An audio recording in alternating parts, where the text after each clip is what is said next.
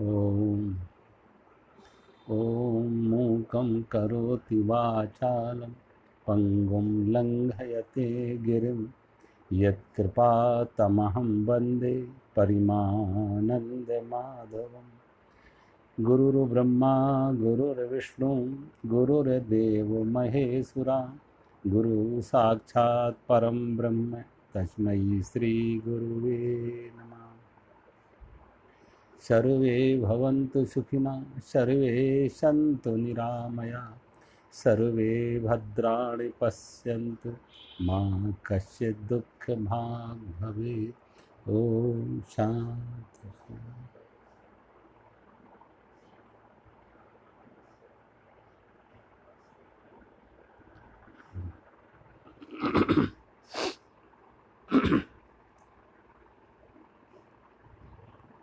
अध्याय 12 श्लोक नंबर 5-6।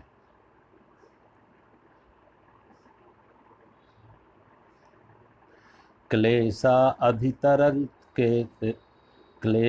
अधिकतरा तेषाम् अव्यक्तासक्तचेतसाम् अव्यक्ता हि गतिर्दुःखं देहे बद्धे अपाप्यते।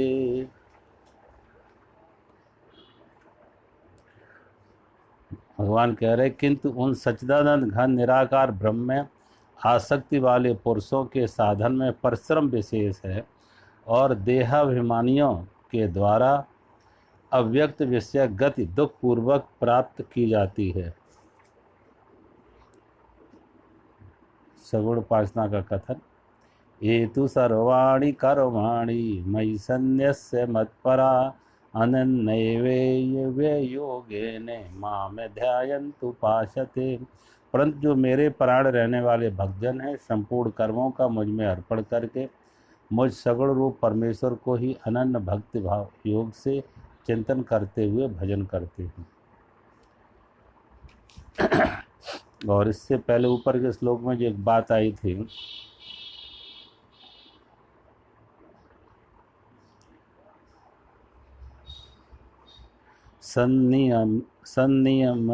संनियम्य इंद्रियग्रामं सर्वत्र समबुद्धया ते प्राप्नुवन्ति मामेव सर्वभूते हिते रता। कहते हैं जो सदा एक रस रहने वाला नित्य अचल निराकार अविनाशी सच्चिदानंद ब्रह्म को निरंतर एक ही भाव से ध्यान करते हुए भजते हैं, वे संपूर्ण भूतों के हितों में रत सब में समान भाव वाले योगी मुझको ही प्राप्त होते हैं। अब इसमें जो भगवान कह रहे सर्वभूत हिते रता, आप देखें रामचरितमानस में एक जगह प्रसंग आता कि धर्म और अधर्म क्या है, धर्म क्या है, अधर्म क्या है, पाप क्या है, पुण्य क्या है। तो रामचरितमानस में पाप पुण्य की परिभाषा कोई भगवान को मानना ना मानना, आस्तिक नास्तिक, कोई कर्मकांड पूजा पाठ करना ना करना, मंदिर जाना ना जाना, ये नहीं बताया कि ये पाप है ये पुण्य है। क्रिया विशेष को नहीं कहा कि कोई इस तरह की क्रिया पाप है, इस तरह की क्रिया पुण्य है। तो गोस्वामी जी ने रामचरितमानस में धर्म और धर्म की क्या परिभाषा की, पाप और पुण्य की क्या परिभाषा की, परहित और परपीड़ा। परहित सर से धर्म नहीं भाई, परहित सर से धर्म नहीं भाई, और परपीड़ा सम नहीं अघुमाई। कहा परहित सर से धर्म, तो धर्म क्या है, परहित, और पाप क्या है, अधर्म क्या है, परपीड़ा। तो जो धार्मिक है पुण्यवान है वो परहित करेगा, और अगर पुण्यवान से परहित नहीं हो रहा तो इसका अर्थ है पुण्य नहीं है। देखो असली फूल है, खिला है तो सुगंधी बिखरेगी। फूल का खिलना, सुगंधी का बिखरना युगपत होता है, साइमल्टेनियसली होता है। हाँ, अगर प्लास्टिक का फूल है तो खिला दिख रहा है खिला हुआ, लेकिन उसमें सुगंधी नहीं है। ऐसे ही वास्तव में जिसके अंतर में संतत्व प्रकट हुआ है, संतत्व खिला है, जीवन खिला है, भक्ति का मार्ग हो, ज्ञान का मार्ग हो, किसी भी मार्ग से, भक्ति के मार्ग से, समर्पण के मार्ग से, या निर्गुण निराकार के मार्ग से, ध्यान के मार्ग से, किसी भी मार्ग से अंदर कुछ रूपांतरण हुआ है, अहंकार का विसर्जन हुआ है, मैं से मुक्त हुआ है, तो ऐसा व्यक्ति परहित करेगा, परहित ही करेगा, परपीड़ा नहीं, परहित ही करेगा। उससे सुगंध ऐसे ही बिखरेगी जैसे फूल से सुगंधी। उसके जीवन में करुणा, प्रेम, सेवा, परहित ऐसे सहज में होगा, सहज में होगा। करने का कोई अहंकार भी नहीं होगा कि मैंने किया। अब सोचो, अगर आप डेली अपने शरीर को स्नान कराते हैं, शरीर में कहीं दर्द होता तो उसे औषधि देते हैं, उसकी अंग की सेवा करते हैं, भोजन दे कराते हैं, विश्राम देते हैं, तो कहीं हम ये मानते हैं कि बाएं हाथ की हमने सेवा की, दाएं हाथ ने बाएं हाथ की सेवा की तो इसने मेरा एहसान नहीं माना। हमने शरीर को स्नान कराया, भोजन कराया, इसने मेरा एहसान नहीं माना। क्योंकि जब शरीर के प्रति अपने का भाव है, तादात्म्य है, अपनापन है, तो कुछ उस सहज में हो रहा है। उसे किसी को बताना नहीं है कि तुम अपने, कोई दूसरा नहीं कहेगा अपने शरीर को खाना दे दो, कोई दूसरा नहीं बताना आएगा कि अपने शरीर को विश्राम भी दो और अपने शरीर को आज स्नान भी करा लो। हम सहज में करते हैं, उसे अपना मान के कि ये शरीर मेरा है, ये शरीर मैं हूँ। ऐसे ही जो ज्ञानी हैं, संत हैं, जिनके अंदर संतत्व खिला है, उनकी आसक्ति इस शरीर तक नहीं रहती है। उनके अंदर भक्ति है तो चराचर जगत में वो अपने को देख रहे हैं। सभी प्राणियों के साथ उनका तादात्म्य होता है, सभी प्राणियों के प्रति उनका तादात्म्य होता है। तो जब सभी प्राणियों के साथ उनका तादात्म्य होता है तो उनके प्रति उनकी करुणा, उनका सेवा, उनका हित सहज होता, सहज भाव से, सहज। उसमें कोई उनके अंदर ये भाव नहीं कि हमने किया, ये भाव नहीं है कि हमने किया, वो सहज अंदर से प्रकट होता है। जैसे कहीं से पानी के स्रोत जब निकलते हैं तो सहज अंदर से पानी निकलता है, निकालने की चेष्टा नहीं करने पड़ती है, स्रोत है तो अंदर से पानी निकलता अपने आप।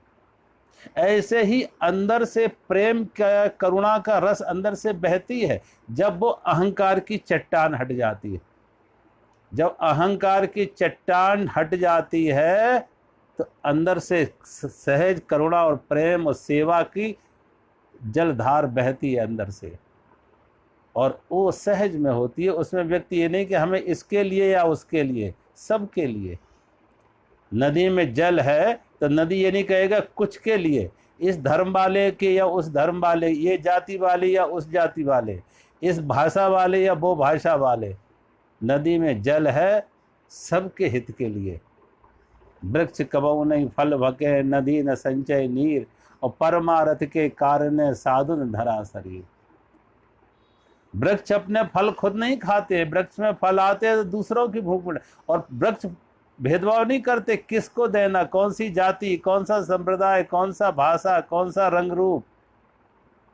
वृक्ष ने कोई भेद नहीं किया, वृक्ष ने अपने फल परहित के लिए दिया। नदियां अपना जल दूसरों के प्यास बुझाने के लिए, नदियां भेदभाव नहीं करती।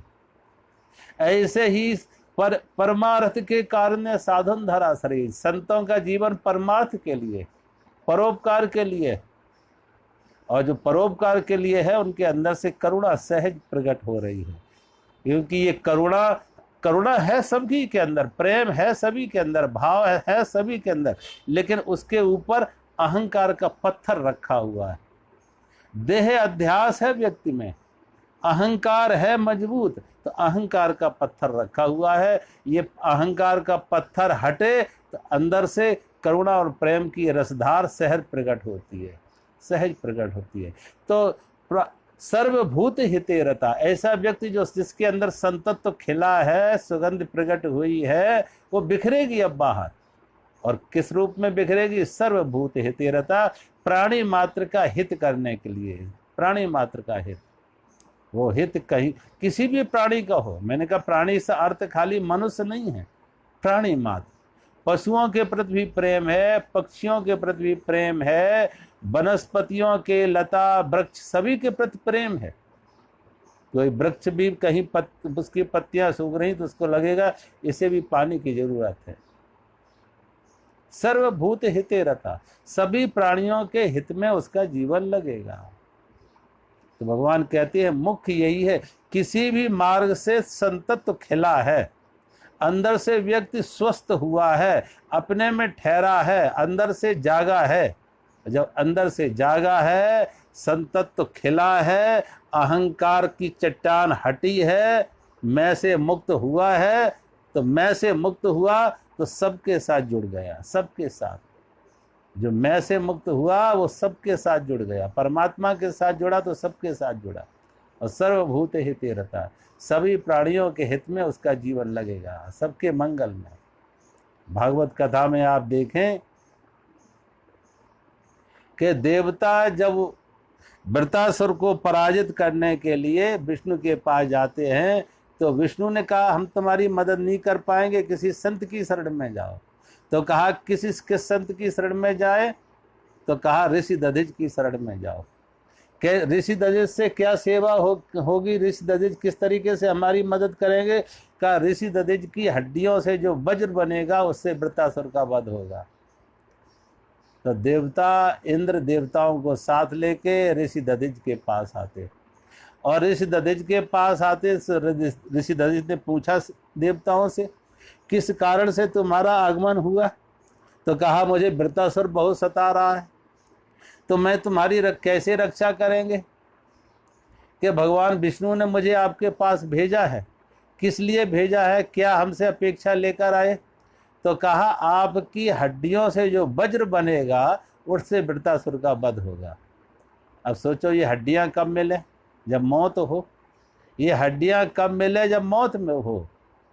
तो ऋषि दधिच ने परमार्थ के लिए, परहित के लिए अपने शरीर से प्राणों का अलग किया, अपने शरीर से प्राणों को अलग किया। और ये भाव से कि शरीर ये आज है कल नहीं रहेगा, आज है कल नहीं होगा, लेकिन अगर मेरा जीवन ये शरीर परमार्थ में लग जाता, किसी की सेवा में लग जाता, किसी के काम आ जाता,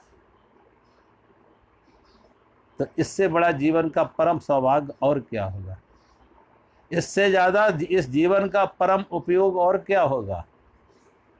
परहित लाग तजय जो देही, परहित लाग तजय जो देही, वो संतत संत प्रशंसय तेहि। परहित लाग तजय जो देही, जो परहित के लिए प्राण भी दे देते हैं वो मर के अमर हो जाते हैं, वो मर के अमर हो जाते हैं। ऋषि दधिच ने सोचो अगर अपनी हड्डियों का दान ना किया होता तो आज इतिहास में ऋषि दधिच का नाम ना होता, जन जन की वाणी पर ऋषि दधिच की ये त्याग, ये बलिदान ना होता, जिन्होंने राष्ट्र के लिए, समाज के लिए, परोपकार के लिए अपने प्राण निछावर किए, वो मर के भी अमर हो गए, वो मर के भी अमर हो गए। इसलिए हमारे यहाँ कहते हैं ना, शहीदों की मज़ारों पर लगेंगे हर वर्ष मेले, शहीदों की मज़ारों पर लगेंगे हर वर्ष मेले, वतन पर मिटने वालों का यही अंतिम निशान होगा। कि जिन्होंने अपना जीवन परमार्थ के लिए, परोपकार के लिए, लोक कल्याण के लिए, जनहित के लिए जिन्होंने अपने प्राण उत्सर्ग कर दिए, प्राण त्याग दिए, बलिदान दे दिया, वो मर के भी अमर हो गए, एक अमर इतिहास बना गए। वो मर के भी अमर हो गए, शरीर मरा लेकिन उनका नाम अमर हो गया, इतिहास के पन्नों में उनके नाम स्वर्ण अक्षरों से अंकित हो गए। परहित लाग तजय जो देही, परहित के लिए जो प्राण त्याग भी करते हैं, वो संतत संत प्रशंसते ही। संत महापुरुष जन जन की वाणी पर उनके इतिहास आ जाती है, उनकी गाथाएं आ जाती है, उनकी स्तुति आ जाती है। तो भगवान गीता में कह रहे हैं कि संत वही है जिसके अंदर संतत्व खिला है, चाहे ज्ञान मार्ग से, ध्यान से, ज्ञान से हो, या भक्ति के समर्पण से हो, किसी भी मार्ग से, लेकिन संतत्व खिला। तो एक बात पक्की है कि सर्वभूत हिते रता, उसका जीवन प्राणी मात्र के हित में लगेगा और लगना चाहिए। कहा ना, हम समाज से लेते बहुत हैं, देते क्या है। और हर व्यक्ति ऐसे ही आश्रित हो जाए समाज के ऊपर, पराजीवी हो जाए, पैरासाइट हो जाए, तो समाज का उत्पादन कैसे होगा, समाज में वृद्धि कैसे होगी, समाज का विकास कैसे होगा। भगवान बुद्ध हो, महावीर हो, कबीर हो, नानक हो, मीरा हो, इनकी देखो इनका योगदान, आज भी हम उनके योगदान को याद करते हैं। आज भी उनका योगदान, उनके प्रेरणादायक वचन, उनके वक्तव्य, उनके विचार हमें प्रेरणा दे रहे हैं। मीरा के पद आज भी सब कितनों के लिए प्रेरणादायी हैं। कबीर के दोहे कितनों के लिए आज प्रेरणादायी हैं। नानक की वाणी कितनों के लिए प्रेरणादायी है। बुद्ध और महावीर की वाणी सारी दुनिया को आज प्रभावित कर रही है। तो कहने का अर्थ है, ऐसे महापुरुष उन्होंने अपने अपने ढंग से कुछ योगदान दिया, परोपकार किया, लोक कल्याण किया। किसी ने अपने वाणी विचार से किया है, तो किसी ने शरीर की क्रिया से किया है, किसी ने धन की सेवा, धन से सेवा की है, कुछ ना कुछ दिया है। और देखो, जब ये व्यक्ति अहंकार से मुक्त हो जाता तो बिना किए रहता नहीं। जब अहंकार से मुक्त है तो बिना किए नहीं, कुछ ना कुछ हम दें समाज को, कुछ दें। लेते तो हैं, हमने कहा भोजन करते हैं, कपड़े पहनते हैं, रहने का आवास चाहिए, लेकिन बदले में हम दे क्या रहे हैं समाज को, राष्ट्र को, लोगों को, हम दे क्या रहे हैं, हमारा उपयोग क्या है।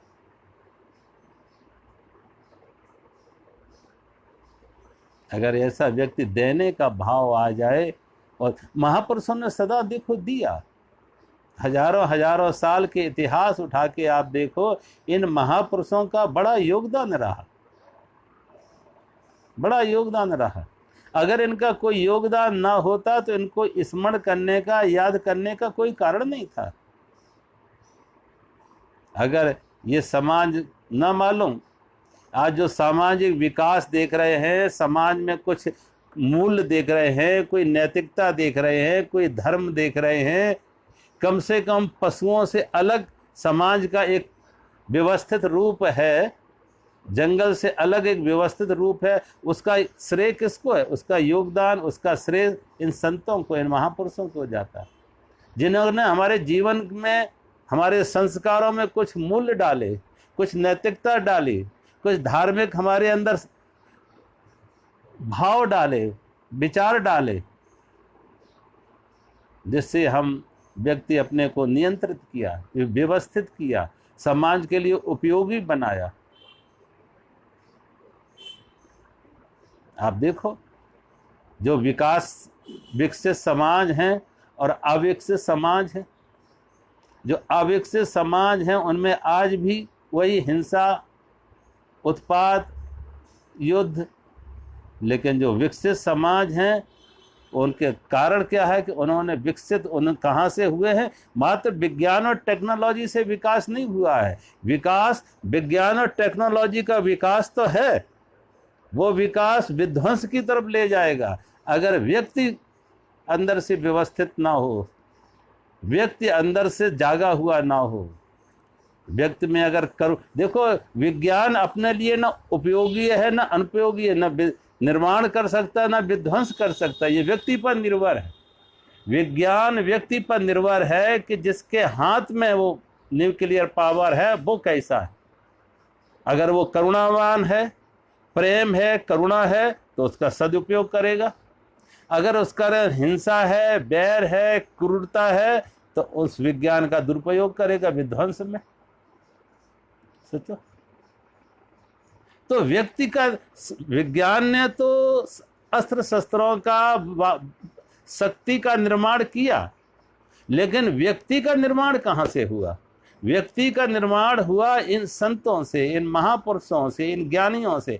इन्होंने जो संस्कार दिए, इन्होंने जो हमें परंपराएं दी, इन्होंने जो हमें मार्गदर्शन दिए, इन्होंने जो विचार दिए, उन विचारों के कारण से हमारे जीवन में एक व्यवस्था आई, एक नैतिकता आई, एक जीवन के मूल लाए, एक परोपकार की भावना आई। और जिसके कारण से व्यक्ति जब व्यवस्थित हुआ तो उसने जो वैज्ञानिक संसाधन थे उनका दुरुपयोग रोका। अन्यथा सोचो, आज इस जमीन ना होती, पृथ्वी ना होती, जब लोग धनुष बाण से लगते थे एक दूसरे खून के प्यासे हो जाते, आज तो न्यूक्लियर पावर है, कब की खत्म कर दी होती। लेकिन उन्हें रोक कोई रहा है तो कहीं उनके जीवन के मूल्य हैं, महापुरुषों की कोई सीख है, कोई विचार है। इन धर्म शास्त्रों ने, धर्म ग्रंथों ने, संतों ने, महापुरुष कोई भी हो, चाहे वो नानक की वाणी हो, वो कबीर की वाणी हो, मीरा की वाणी हो, वो मोहम्मद की वाणी हो, वो क्राइस्ट की वाणी हो, किसी की भी वाणी हो, इन महापुरुषों ने समाज में को जोड़ने के काम किए हैं, प्रेरणादायी, और करुणा और प्रेम की बात की है।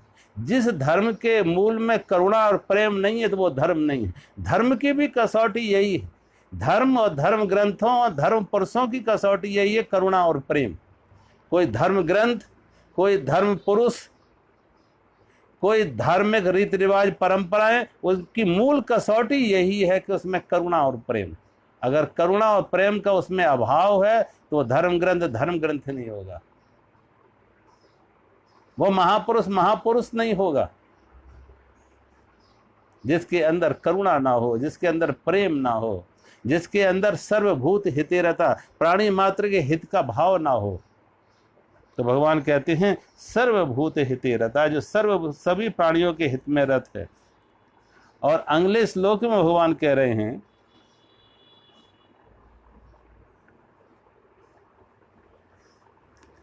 किंतु उन सच्चिदानंद घन निराकार ब्रह्म में आसक्त चित्त वाले पुरुषों के साधन में परिश्रम विशेष है, क्योंकि देहाभिमानियों के द्वारा अव्यक्त विषय गति दुख पूर्वक प्राप्त होती है। अब जो निर्गुण निराकार की उपासना है, जो ध्यान का मार्ग है, भगवान कहते हैं ये जरा कठिन है। क्यों कठिन है? जो निर्गुण निराकार है, देखो हमारा मन का स्वभाव है कि इसे सगुण साकार कुछ चाहिए, सगुण साकार कुछ चाहिए। अगर कोई कहे ध्यान करो तो कहेगा किस पर, वो कहे नहीं किसी पे नहीं, तो कैसे होगा? प्रार्थना करो तो कहो किसकी? प्रार्थना हो तो किसी की हो, ध्यान हो तो किसी का हो। अब वो कहे नहीं किसी का नहीं, सिर्फ ध्यान करो तो कैसे? प्रार्थना करो किसी कोई ना हो। हमने कहा मंदिर में जाओ मूर्ति ना हो। अगर मंदिर गए और मूर्ति ना हो तो प्रार्थना कहाँ करोगे? मत्था कहाँ टेकोगे? दर्शन किसके करोगे? मंदिर तभी मंदिर होता है अगर मूर्ति है, भगवान है उसमें। भाव ये है मूर्ति, लेकिन हमने उसे प्राण प्रतिष्ठा दी, हमने उसे भगवान का भाव दिया कि भगवान है बस। अब जो भगवान देख रहे हैं उनके लिए भगवान है, जो पत्थर देख रहे हैं उनके लिए पत्थर है। एक बार मैं बद्रीनाथ धाम में था। बद्रीनाथ धाम में तमाम बेचारे गरीब मजदूर लोग तमाम परिश्रम करने के बाद अपनी वृद्धावस्था में सारे जीवन की उनकी मनौती थी, कामना थी, एक गहरी अभिप्सा थी कि इस जीवन में एक बार भगवान बद्रीनाथ के दर्शन हो जाए। और ख़ास तौर से आज से 30-40 साल पहले तो बड़ी कठिन थी ये यात्रा, संसाधन नहीं थे, रास्ते नहीं थे, साधन नहीं थे, पैदल लोग जाते थे। तो एक व्यक्ति हमने देखा, एक व्यक्ति का अनेक लोग भगवान बद्रीनाथ के मंदिर में मूर्ति के सामने हाथ जोड़े खड़े थे और भगवान से प्रार्थना कर रहे थे, प्रभु तुमने बड़ी कृपा की कि मैं आपके दरबार में आ गया, आपके दर्शन के लिए यहाँ तक पहुँच गए, प्रभु आपकी बड़ी कृपा है। और उनके आंखों से अश्रुपात हो रहा है कि भगवान ने इतनी कृपा की कि अपने दर्शन करा दिए, अपने दर्शन करा दिए, यहाँ तक बुला लिया, बद्रीनाथ धाम तक बुला लिया, भगवान ने इतनी कृपा की। उनके अंदर बड़े प्रेम के, आनंद के, खुशी के आंसू बह रहे थे कि भगवान ने हमें अपने दर्शन दे दिए। वहीं पे मैंने देखा एक अंग्रेज कैमरा लिए इधर उधर फोटो खींच रहा था, और मैं जब बाहर निकला तो वो पूछ रहा कि ये मूर्ति किस धातु की बनी है, ये आइडल किस धातु की है, कौन सा मेटल है। अब सोचो, एक यहाँ सैकड़ों लोग हैं, उन्हें भगवान देख रहे हैं, भाव उनके अंदर है, और ये आदमी जो विदेशी कैमरा लिए टूरिस्ट है, एक पर्यटक है, इसके लिए वो मूर्ति भगवान नहीं, इसके लिए एक मूर्ति है, और वो धातु पूछ रहा है किस मेटल की बनी हुई है, पत्थर की है, लोहे की है, तांबे की है, कौन सा मेटल इसमें है, किस पदार्थ का है। अब सोचो, उसके लिए वो भगवान नहीं है, उसके अंदर वो भाव नहीं है, उसके अंदर वो श्रद्धा नहीं है। इसलिए मंदिर तभी मंदिर है जिनके अंदर भाव है। तो मूर्ति उनके लिए अब मूर्ति नहीं है, मूर्ति उनके लिए भगवान है। और सगुण अब निर्गुण निराकार है कि अगर मंदिर जाओ मूर्ति ना हो तो भावना नहीं बनती।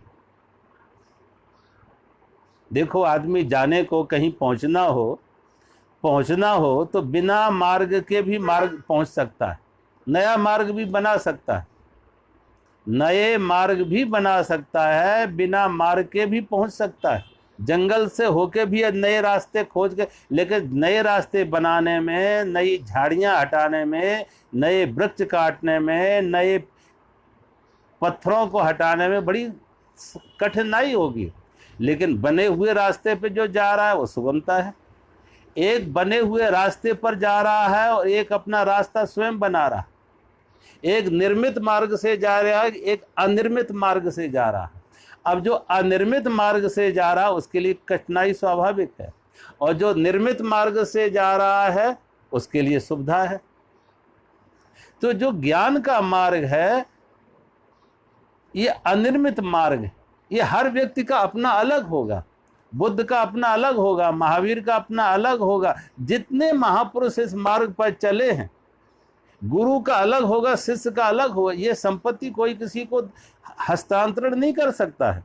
कोई ये कहे कि हमारे गुरु का ज्ञान शिष्य में आ जाए, जैसे कोई अपनी बाप अपनी वसीयत बेटे के नाम कर देता है, ऐसे गुरु अपनी वसीयत, साधना की वसीयत शिष्य के नाम नहीं कर सकता। हर व्यक्ति को अपना मार्ग खुद चुनना पड़ेगा, खुद चलना पड़ेगा, और एक एक कदम पर उसको पूछना पड़ेगा। असुविधा होगी, पत्थर हटाने होंगे, झाड़ झंकड़ काटने होंगे, लेकिन जो सगुण उपासना का मार्ग है ये बहुत कुछ साफ सुथरा है, ये निर्मित है।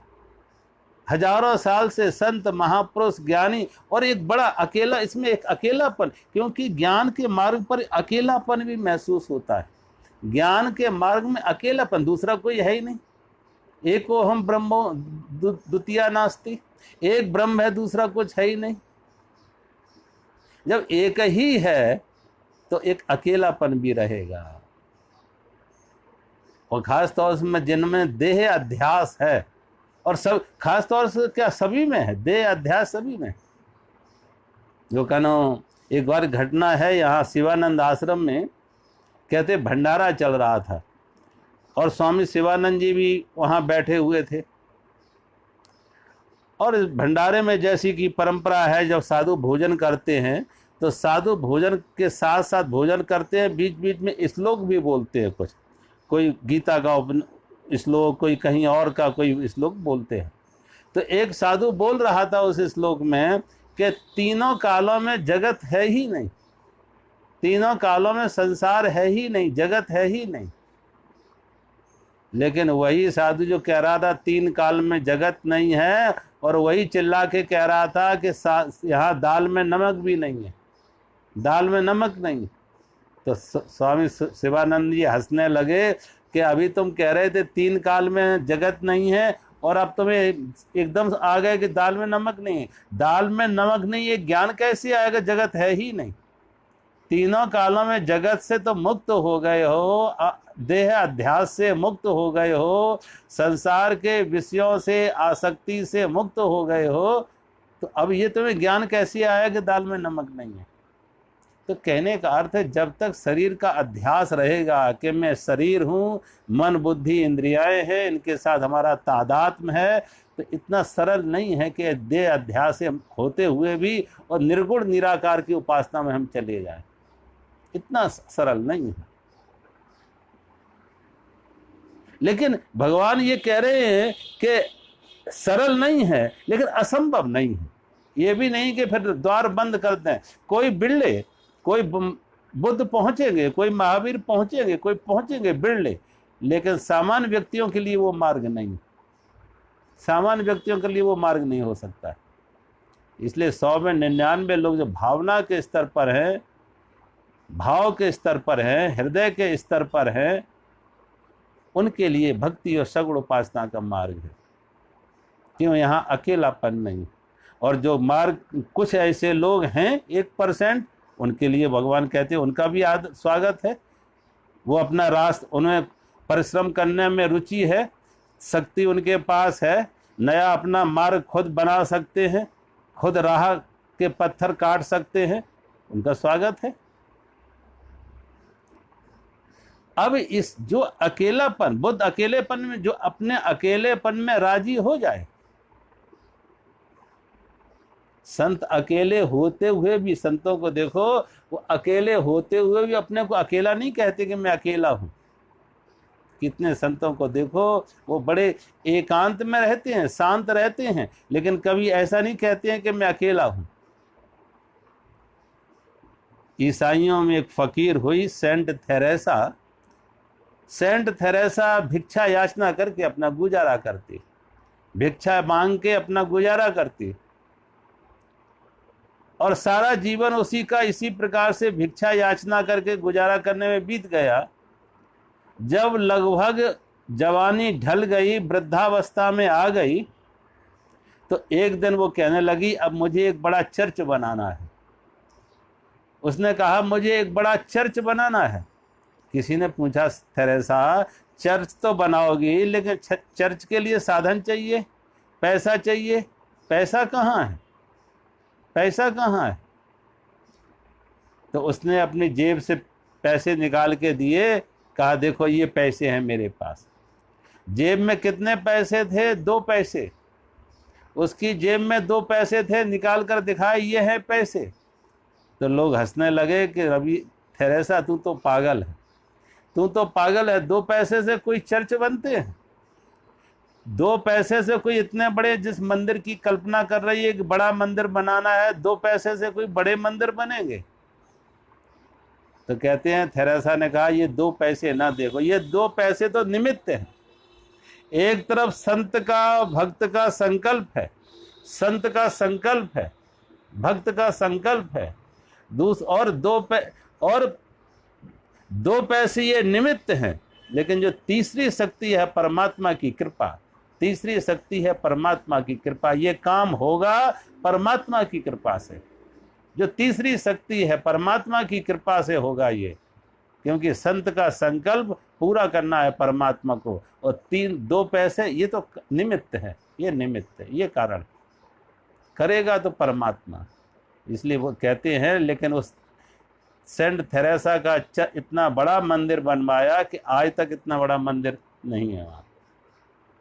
संतों के संकल्प आप देखो, आप वृंदावन में देखो वो पागल बाबा का, अब वो जीवन भर लोगों ने पागल ही समझते रहे, पागल ही समझ रहे कि ये पागल है, लेकिन पागल जिसे समझते थे वो पागल नहीं थे, परमहंस थे।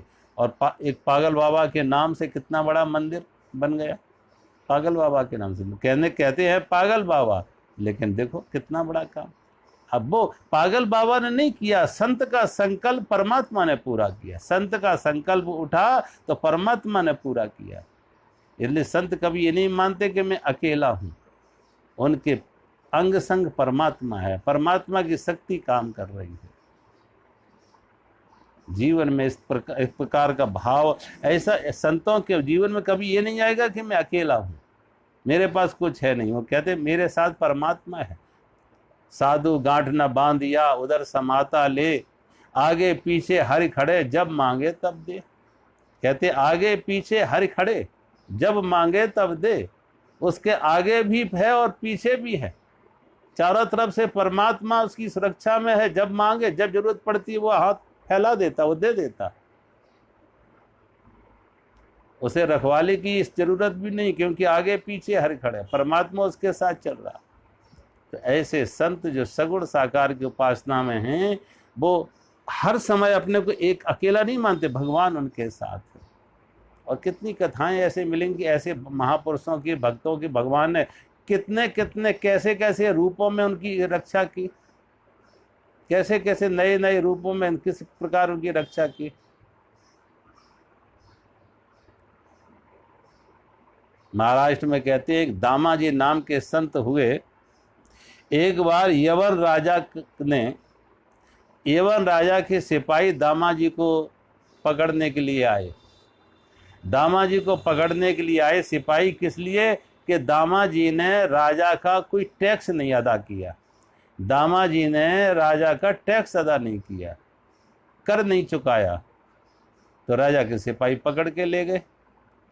जब पकड़ के ले जा रहे थे तो दामाजी ने उन राजा के सिपाहियों से प्रार्थना की, निवेदन किया कि देखो मेरा जीवन का एक नियम है कि दिन में एक बार हम विट्ठल भगवान के दर्शन करने जाते हैं।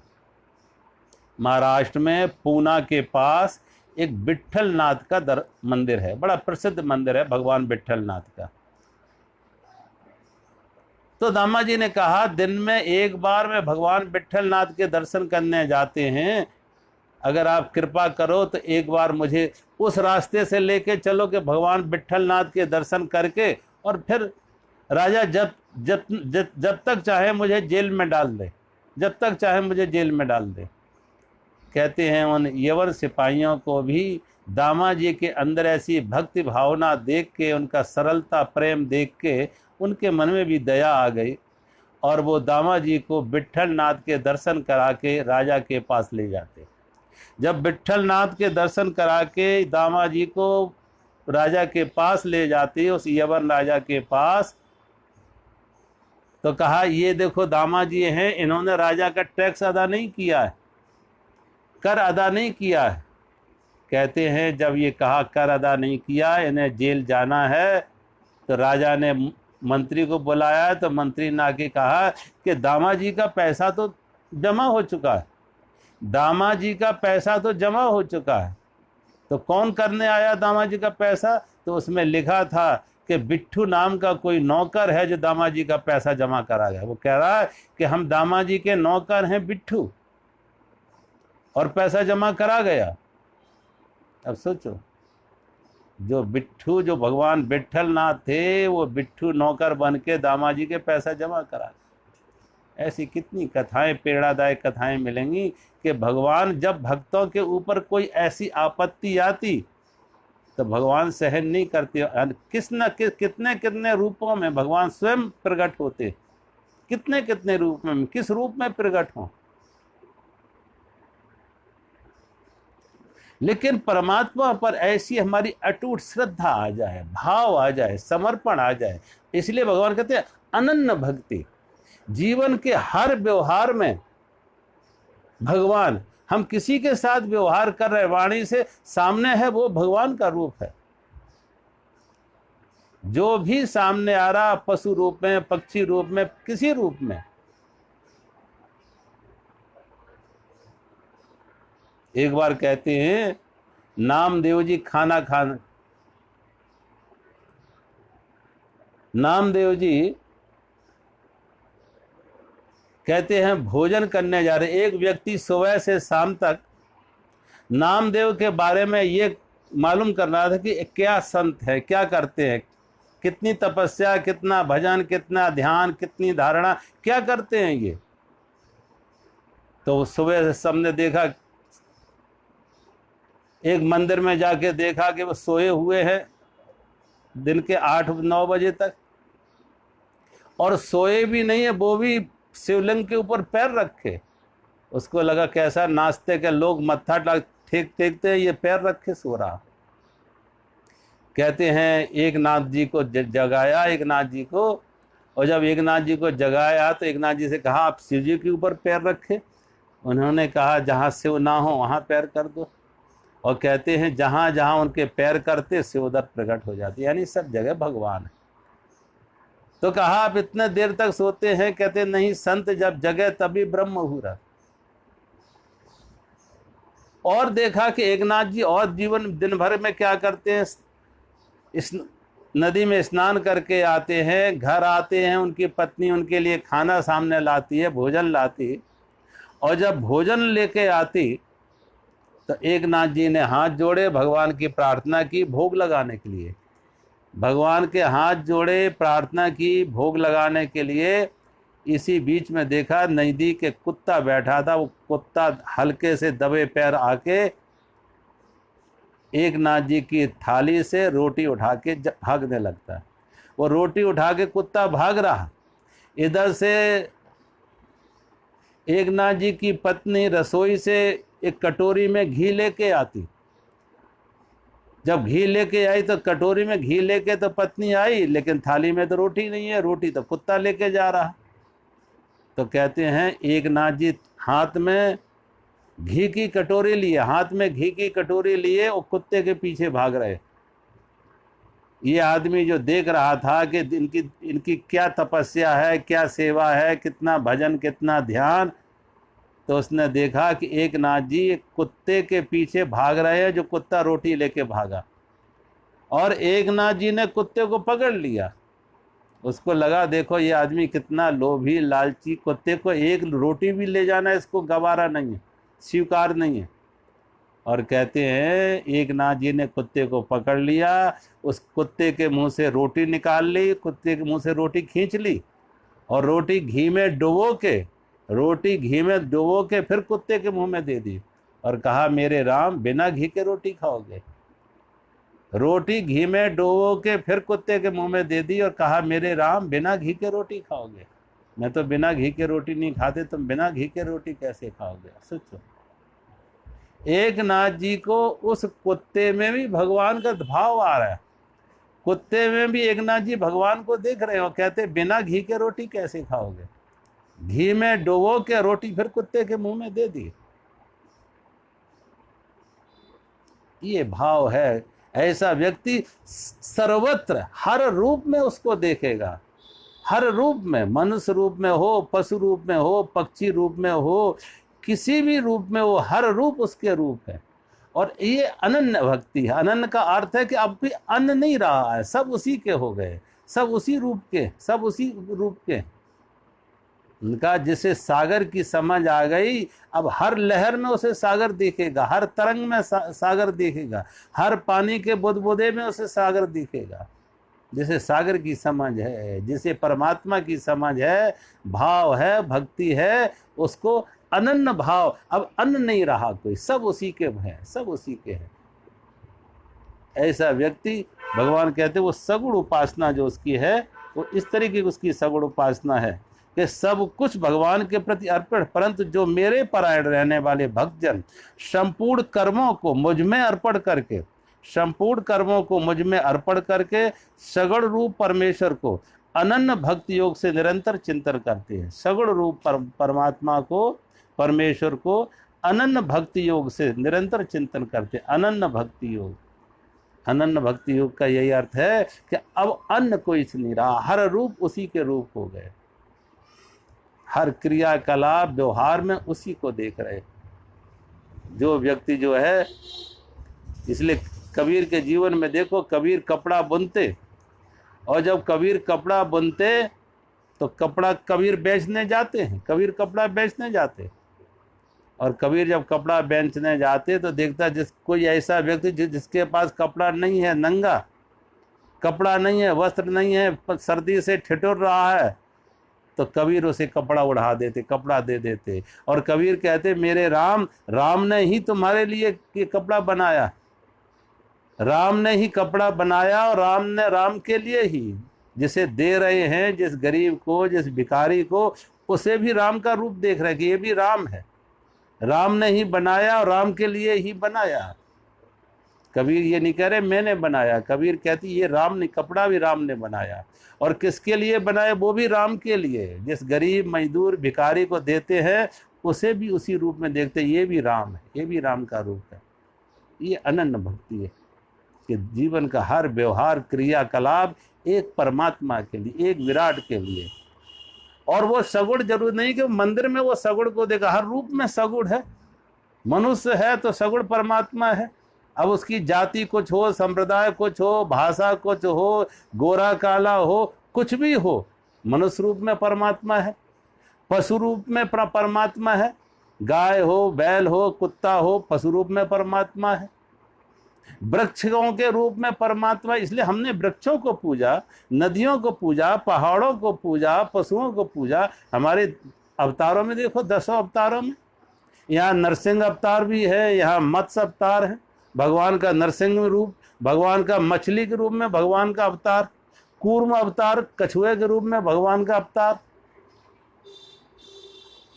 तो सब तरह तरह के भगवान के अनेक अनेक रूप में, बराह अवतार भगवान का अवतार। तो कहने का अर्थ है जितना भी ये दृश्य जगत है, प्राणी मात्र, सर्वभूत, जितने भूत हैं, जितने प्राणी मात्र, सब परमात्मा के रूप हैं।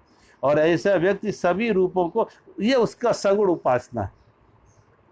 खाली ये नहीं कि सगुण उपासना करके मूर्ति को मान रहा, मंदिर को मान रहा, नहीं, ये जीवन, ये परमात्मा की बनाई हुई जो मूर्तियां हैं, परमात्मा के द्वारा बनाई हुई ये मूर्तियां हैं, पशु पक्षी प्राणी, ये मूर्तियां हैं, ये सगुण उपासना है। और ये सारा जगत फिर मंदिर बन गया, सारी सृष्टि मंदिर है। खाली मंदिर वही नहीं है जिस मंदिर में मूर्ति रखी है और वहां पे मंदिर का भाव, मूर्ति का भाव, भगवान का भाव हो जाए। ये तो सारा जगत मंदिर है, और ये सारी भगवान की बनाई हुई मूर्तियां हैं जो प्राणी मात्र है, प्राणी जगत है, पशु रूप में, पक्षी रूप में, मनुष्य रूप में, वृक्ष लताओं के रूप में, ये सारा परमात्मा का रूप है। तो ये सगुण उपासना है, सब में परमात्मा को देखना। अनन्य भक्ति, भगवान कहते हैं अब कोई अन्न नहीं रहा, अब कोई अन्न है ही नहीं, सब उसी के है, सब उसी का रूप है। जब उसी के सब रूप है तो उसके प्रति जो भाव हो, भक्ति हो, हमारा व्यवहार हो, ऐसा व्यक्ति नदियों को प्रदूषित नहीं करेगा, क्योंकि नदियां भी भगवान का रूप है।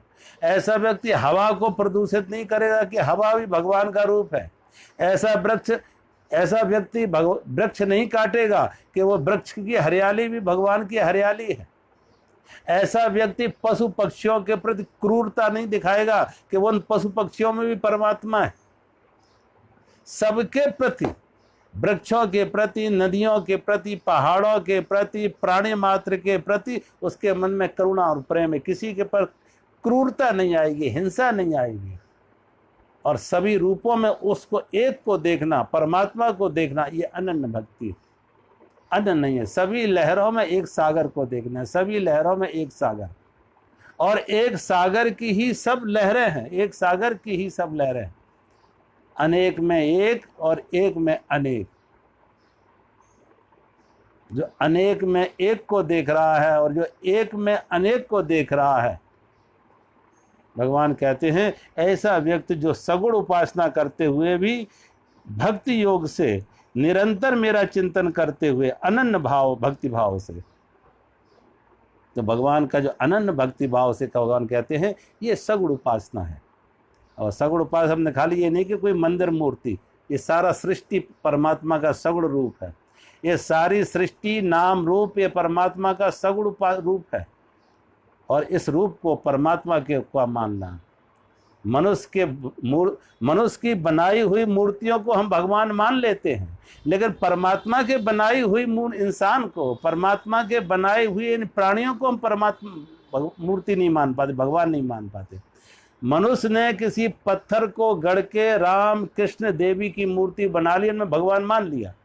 लेकिन भगवान के बनाए हुए जो प्राणी मात्र है, प्राणी जगत है, पशु पक्षी है, मनुष्य है, इन्हें हम भगवान नहीं मान पाते। इनके पास कठोरता आती है, क्रूरता आती है। ये अनन्य भक्ति नहीं है।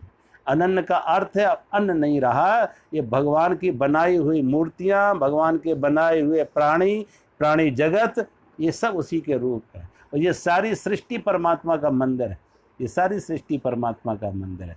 तो सबके प्रति पूज्य भाव हो, सेवा का भाव हो और परोपर हित का भाव हो। सर्वभूत हिते रता। आज मैं यहीं विराम देते हैं। मेरा सभी को प्रणाम। हरि ओम।